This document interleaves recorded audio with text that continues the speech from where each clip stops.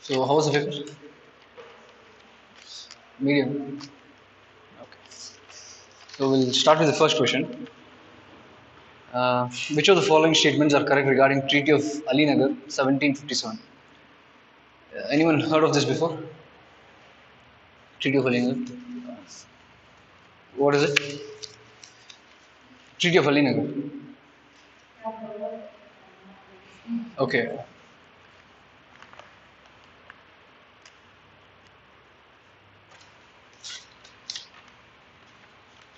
So, 1757. What is so special about 1757? This was the year when Battle of Plassey was fought. Not just Battle of Plassey. This was the year when British, as a company, established their power as a political power. Until then, it was only economic power. So how Battle of Plassey goes is there was three kings post Mughal, starting from Murshid Ali Khan and Ali Wardi Khan, and then the latest was Siraj ud-Dawla.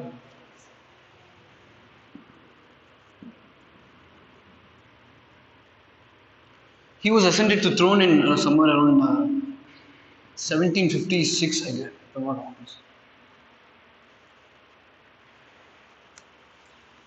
Unlike his predecessors, he was not tolerant towards the British company. He wanted to set their terms right. If you remember 1707, this was the year when the Farman to the company was re-established. The Farman was existing even before the period of Jahangir and Aurangzeb also. But during this time, the Farman was re-established at very strict terms. Okay, so the company had wide powers. So what they did, they wanted to right before this war, there was Carnatic wars in the Madras region. This was a covert war. Covert war. It was between French versus English, meaning French East India Company and English East India Company. This was a covert war. They didn't openly declare war against each other. He was supporting Nawab. He was supporting a certain Nawab, and he was also supporting a certain Nawab. In this war, English had a very nice victory. So this gave them a lot of confidence that they could take on the political situation in India right now. So with this hope in mind, they executed their through Battle of Plassey. They executed their political power in Bengal. Okay. So right before this battle, there was something called as Treaty of Alinagar. This was a reason. This resulted because East India Company started fortifying their factories. Factories in this sense is not the place where manufacture happens. It is actually the place where the traded goods were stored. Okay, factories in this sense. It was not a place where manufacture happened. It was only a place where their goods were stored. I'm sorry? Yeah, warehouses. These were termed as factories, but okay. So they started fortifying it in the fear of French attack. French was also fortifying their factories, but when Siraj ud-Dawla ordered to remove the fortification, French obeyed, but the East India Company disobeyed. Why? Because of their previous experience from Madras, they were confident enough that they could take out the political stance there. Then Siraj ud-Dawla had to use force, and then he broke all this fortification and let them flee out of the Bengal. This was one mistake of Siraj ud-Dawla. He should have suppressed the East India Company right and then, but he let them flee away.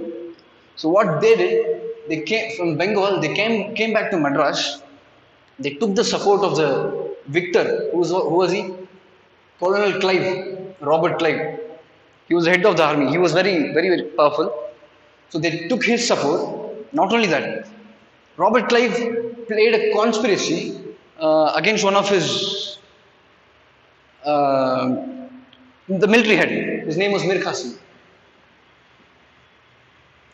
So on the day of the war, on the day of the Battle of Plassey, when Mir Qasim was to fight against Britain, he did not move his arms. He betrayed his own countrymen and then he supported him.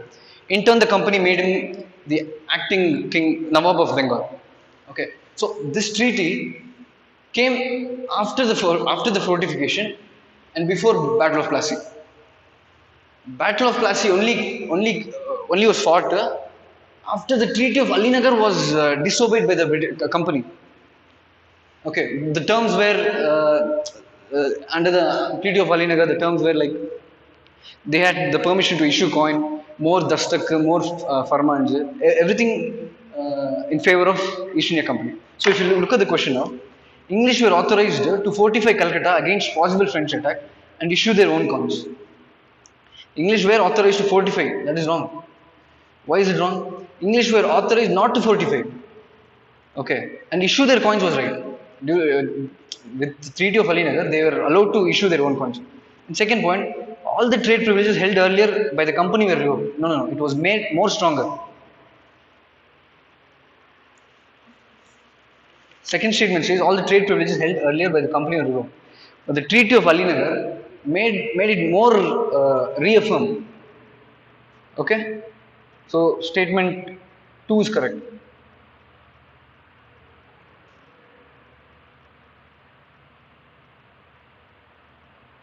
Any wrong? No. The first statement is wrong.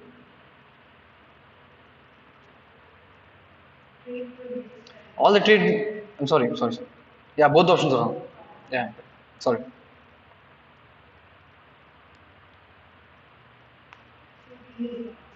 Yeah, D is answer.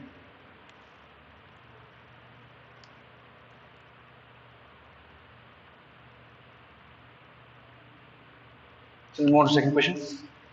Second question. Consider the following statements regarding MESAT.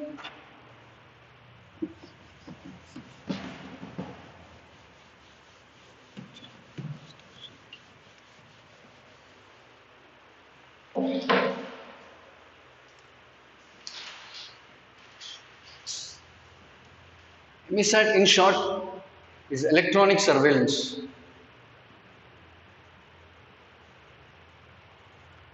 Developed by DRDO, the project name Kautilya.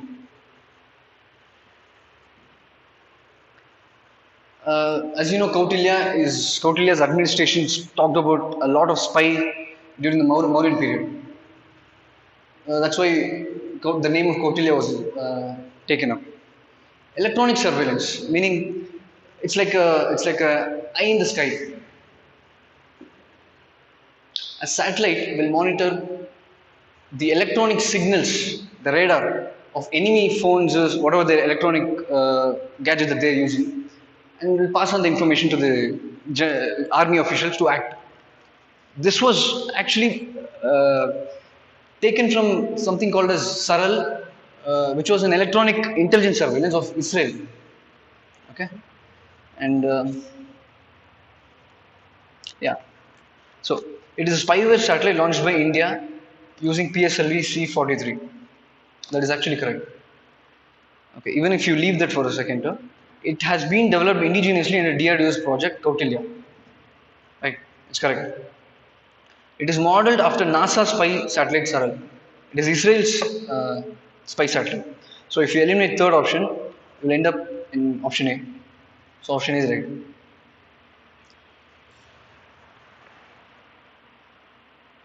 Any doubts?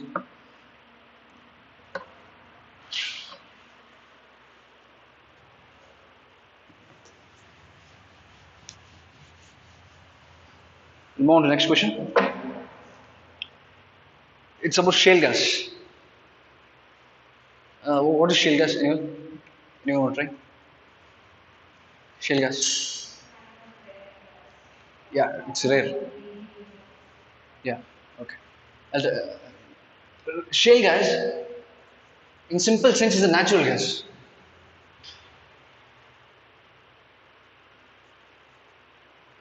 Like CNG is also natural gas. But what makes it different from this? Shale gas, if you see, there is sedimentary rock.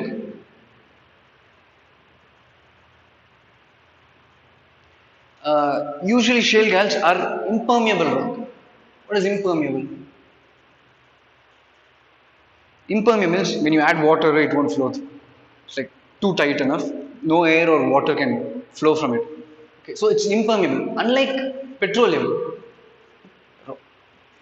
you just have to dig a well and there is oil over here, extract it in the crude form, and then you refine it. You make it in the qualities, petrol, diesel, all those things. But shale gas, you'll have to dig a well. Let's say this well goes something like this. Shale sedimentary rock lies somewhere here. You'll have to dig a well and pour water with some chemicals.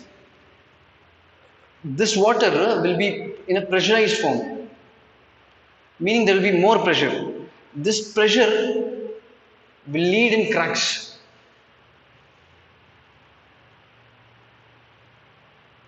Okay, now this rock is impermeable.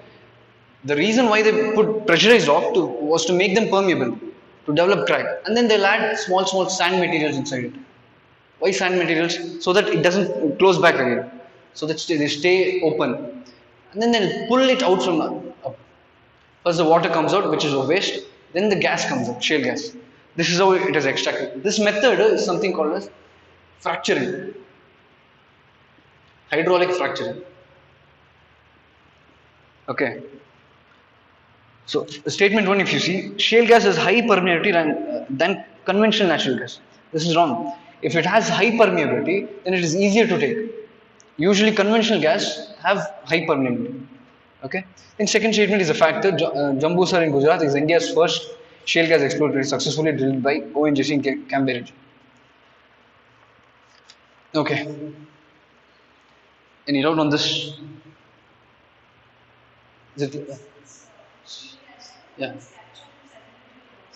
Yeah, it is formed in sedimentary rocks. Inside sedimentary rock, you will find shale gas trapped. So to make it permeable and to extract it, we do this process. Okay. Any other doubt?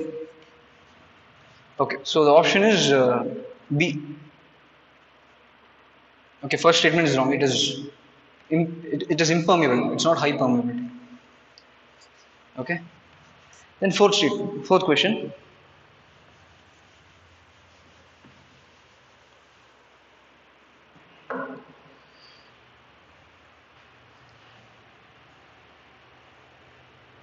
Investment tax liabilities.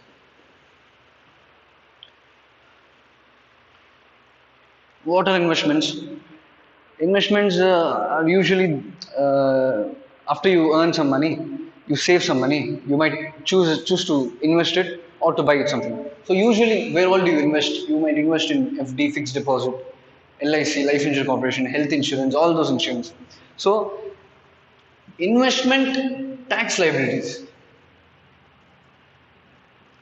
These are how the government will tax on which on different investments.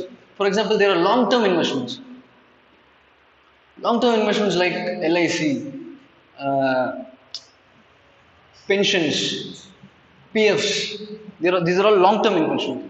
Then you have short-term investments, which are fixed deposits, something like that.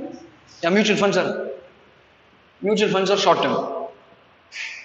So these are taxed in 3 ways. One is exempt. I'll tell you what they are. Is it visible? Okay. Another is exempt, tax exempt.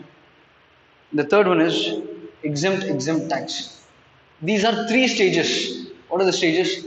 Your investment stage, that is the initial stage. Then accumulation stage. Then withdrawal stage. Let's say, for example, take LIC. Investment stage is when you put your amount. Okay. and you're initially depositing somewhere around 2 lakhs. So that is your investment stage. If your money is taxed on this stage, it is called investment. It is called investment stage taxation. Okay. Then the accumulation stage, as and when you keep on adding money to the existing premium that you are doing, if government taxes on that scheme, it is called accumulation stage. Then when the due period comes and then you have to get all this money, and when you withdraw, if the government tax on that, it's called withdrawal tax. Three types is usually exempt is for long-term investments. For example, LIC, there won't be any tax for any stages. When you're investing or when you get interest or when you withdraw, there's no interest. Then there is exempt. When you invest and you withdraw, you don't have to pay any tax. But when that investment is incurring returns, profits, then you'll be taxed on that returns. Example to this are employee provident fund. Okay. And then EET, exempt tax. Only when you withdraw it, you'll be taxed. This is a simpler example for FD. When you withdraw, you'll be taxed.